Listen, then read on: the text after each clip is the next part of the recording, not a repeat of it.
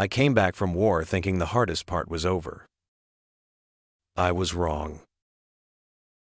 The real ambush wasn't overseas. It was waiting for me inside my own home. The drive through my neighborhood felt almost unreal. Kids raced their bikes along the sidewalk, their laughter sharp in the cool summer air. American flags flapped lazily from porches, and I even caught the smell of burgers grilling 2 houses down. It looked like the world I had been fighting for, untouched, safe, ordinary. But ordinary doesn't feel real when you've slept in sandstorms and woken up to explosions.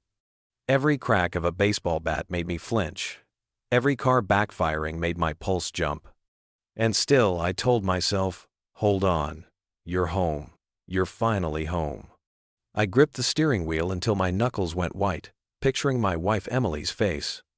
The smile I'd been clinging to like oxygen for a year. The letters she sent, the photos she tucked in envelopes, the promises that she'd be waiting. I pulled into the driveway, the same cracked line of pavement I used to mow every Saturday. My duffel bag dug into my shoulder as I stepped out. The house smelled of fresh paint and cinnamon candles the moment I pushed the door open, almost too perfect, too staged, like someone wanted to script normal. "Emily?" I called out, my voice bouncing through the walls I once painted with her. Her answer floated down from upstairs, soft and sweet, but off. A tone too light, too practiced, the kind of cheerfulness people use when they're hiding something. I climbed the stairs slowly, one heavy step at a time, my heart pounding harder with every rise. And then the hairs on the back of my neck stood up, because the battlefield I thought I'd left behind was waiting for me right here. What would you do if the person you love betrayed you in front of everyone? I pushed the bedroom door open, bracing for her arms around me, tears of relief, the reunion I'd pictured 1,000 times. But instead, I saw something that ripped through me in a single glance. Emily turned toward me, sweater hanging loose around her shoulders. But not loose enough. My eyes locked on the curve beneath the fabric. For a second, my brain refused to process it. Then it hit like a flashbang. Her stomach round, heavy, unmistakable. Time fractured. In my head, I saw the day we'd talked about starting a family, her smile when she told me she wanted our firstborn to have my eyes. That dream used to get me through the darkest nights overseas. Now, it was a knife twisting in my chest. 9 months. I'd been gone 12. The math was merciless. The child she carried couldn't be mine. The duffel slid off my shoulder and slammed against the floor. The echo bounced off the walls like a rifle shot, sharp and final. My throat closed, my chest went hollow, as if someone had ripped the oxygen straight out of me. I had stared down enemy fire without blinking, but this left me paralyzed. She gasped, her hand instinctively clutching her belly. "You're home? Early."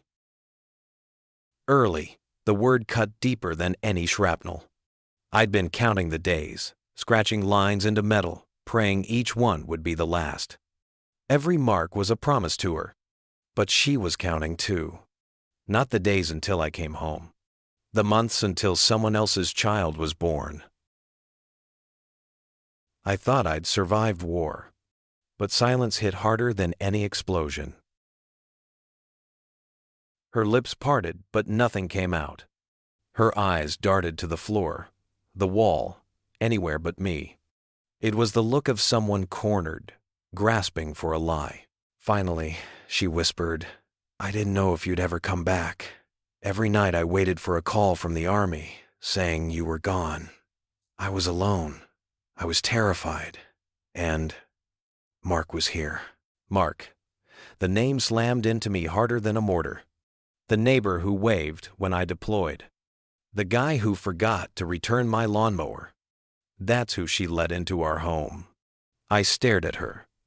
So while I was fighting to survive, you were fighting loneliness with him? It wasn't planned, she cried.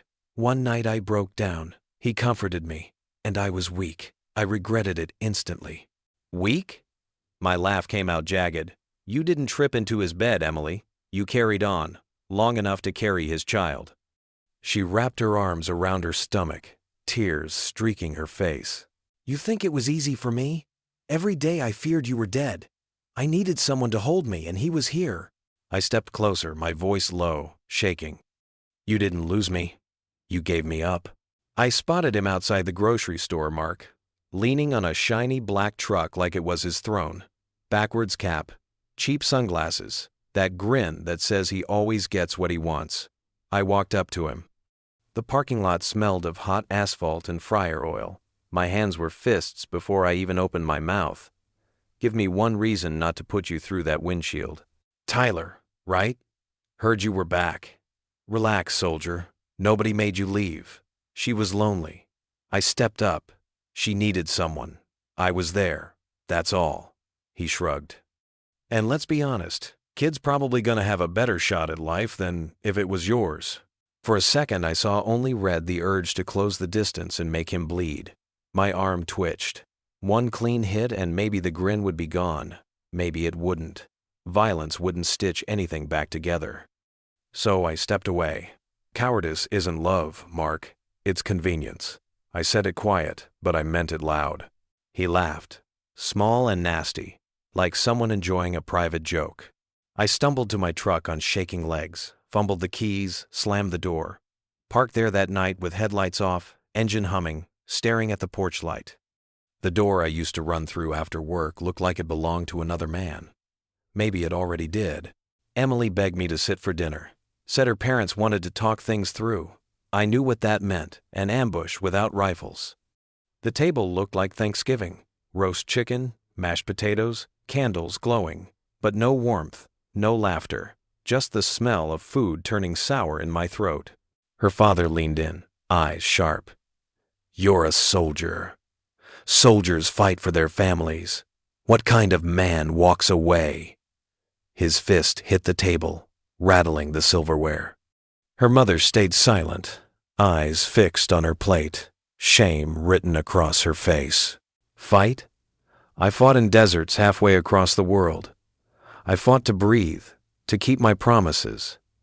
And your daughter, she surrendered without a single shot. My chair scraped back, loud as a gunshot. Emily's voice cracked through tears. I already told you I was broken.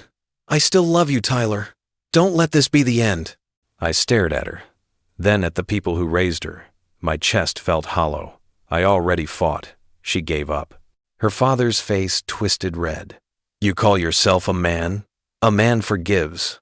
A man stands by his wife. I clenched my fists, every muscle shaking. A man doesn't come home to find his neighbor raising his child. The words burned my throat. The room buzzed, voices overlapping, but to me it was static. Right then, I knew the war overseas had ended, but the war at home ended at this table.